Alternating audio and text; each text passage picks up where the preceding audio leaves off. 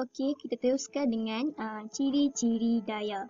Okey, daya ialah kuantiti vektor yang mempunyai magnitude dan juga arah. Okey, apakah itu magnitude?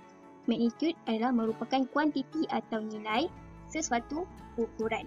Okey, contoh dekat sini ada satu kotak dan kita kenakan daya.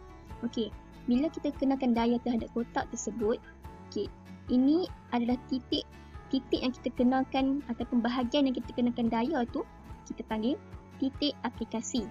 Okey, contoh dekat sini, okey, arah tindakan daya adalah seperti yang ditunjukkan oleh anak panah dan juga titik aplikasi daya adalah pada bahagian tangan yang dikenakan daya tolakan pada kotak.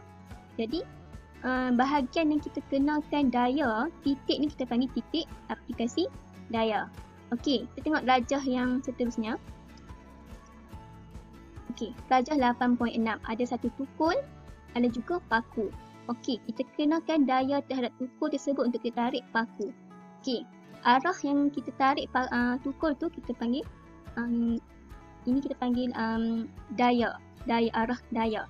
Okey, bahagian kita kenakan ini titik. Okey, titik aplikasi daya yang kita tarik paku tu kita panggil ni titik aplikasi daya. Okey, titik aplikasi daya adalah pada bahagian hujung tukul, iaitu bahagian daya yang dikenakan secara tertumpu. Bila kita tarik paku, daya yang kita kenakan terhadap tukul ni akan tertumpu dekat hujung ni. Okey, jadi kita panggil titik aplikasi daya. Okey, pengukuran daya. Macam mana kita nak ukur daya? Adakah kita boleh guna pembaris? Okey, tengok kat sini. Okey, cara nak ukur daya adalah menggunakan neraca spring. Okey, neraca spring beroperasi dengan prinsip pemanjangan spring.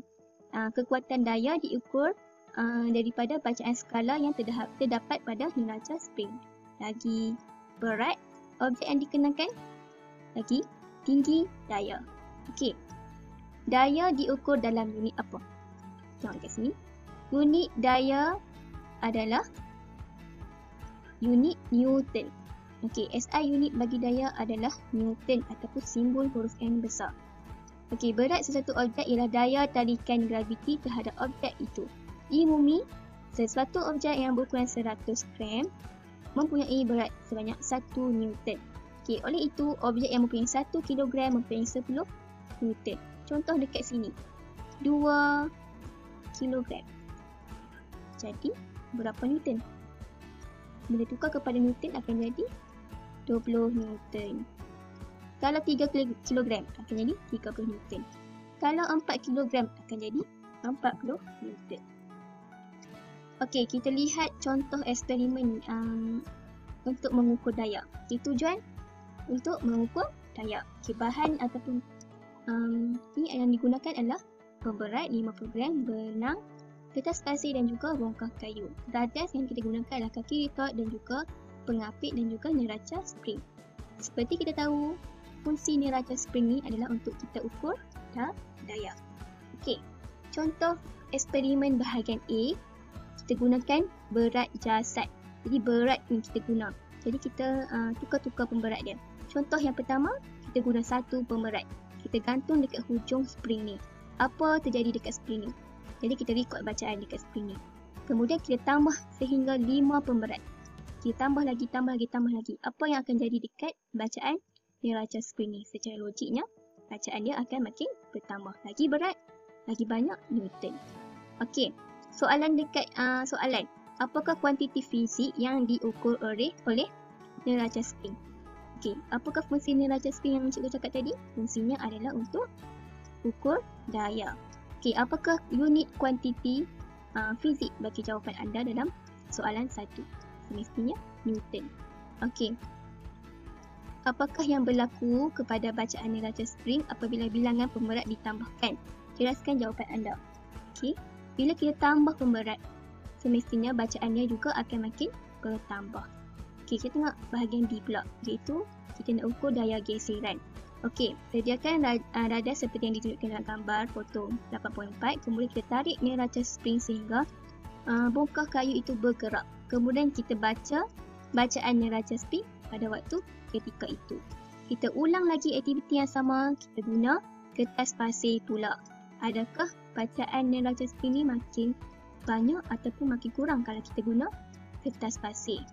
Okey, secara logiknya, bila kita tarik bongkah kayu di atas permukaan licin ataupun permukaan yang tak ada kertas pasir, lagi senang kita tarik. Bermaksud daya yang dikenakan adalah lebih kurang.